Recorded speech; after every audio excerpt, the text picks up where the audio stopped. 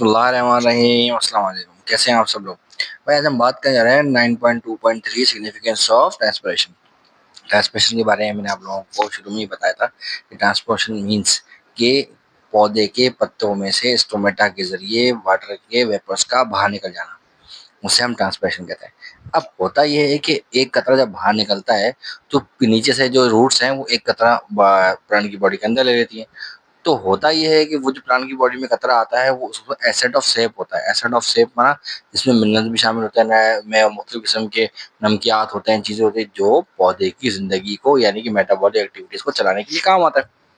अब ये जो एक कतरा का बाहर निकल जाना स्टोमेटा के जरिए और रूट के जरिए कतरे का अंदर आना, ये कहलाता है ट्रांसपरेशन पुल। इसकी वजह जो होता किसकी वजह से आपकी बात है, पता है आपको कि प्लांट के अंदर एक तरह का टिश्यू है, हम जाइलम टिश्यू कहते हैं। वो एक तरह का पाइप नुमा स्ट्रक्चर है जो पानी को पौधे के हर सेल तक पहुंचाने की जिम्मेदारी रखता है। ठीक है जी। तो अब अगर हम पॉइंट्स को पढ़ लें तो ट्रांसपरेशन जो है, देखो आके ट्रांसपरेशन पुल के बारे में डिस्कस हो गया। हेल्प करता है कि इसको एसिड ऑफ सेप को ऊपर ले जाने में। Transpiration increase the rate of absorption, ऐसी बात है। क्यों होता है? इंक्रीज करता है डिमांड को, किसकी? वाटर की डिमांड को। ठीक है जी। और एक बात होती है कि transpiration get rid of excess amount of water from the plant. वो कौन सा एक्सेस अमाउंट ऑफ प्लांट है मेरे भाई? पानी है। वो जब अब उसमें एसिड ऑफ सैप नहीं रहा, उसमें मिनरल्स नहीं रहे, तो क्या करेगा उसको? पानी को निकाल के बाहर फेंकता है वो। ठीक है जी।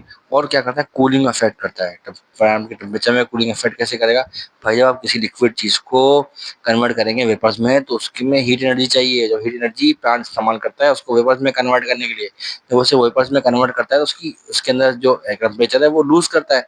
तो क्या होता है? कूलिंग इफेक्ट देता है। ठीक है। ओपनिंग और क्लोजिंग ऑफ स्टोमेटा ऐसी बात आपको पता है ट्रांसपिरेशन की जैसे ही होती है। फोर्सेंस का अमल होता है जिसकी वजह से ट्रांस जो स्टोमेटा के जो गार्ड सेल्स हैं वो फूल जाते हैं और खुल जाते हैं, इसकी वजह से ट्रांसफॉर्मेशन होती है।